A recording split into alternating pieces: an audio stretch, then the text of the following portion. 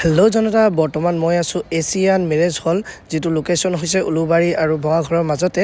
খুব সুন্দৰ বিবাহ ভৱন। এই ভিডিঅ'টোত আপোনালোকে দেখা পাব যে বিবাহ ভৱনটো কিমান ডাঙৰ হয় আৰু পাৰ্কিং কাৰণে ধুনীয়া স্পেচ আছে। আপোনালোকে সোমাই এণ্ট্ৰি গেটৰ যিটো লেফ্ট ৰাইট আছে সেই চাইডেও আপোনালোকে বহিবলৈ মানুহ দিব পাৰিব।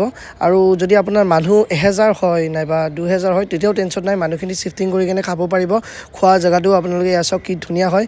লগতে যিটো বহা জেগা আছে অলৰেডি আপোনালোকে দেখাই পাইছে, বহা জেগাটোতো বহুত স্পেচ আছে।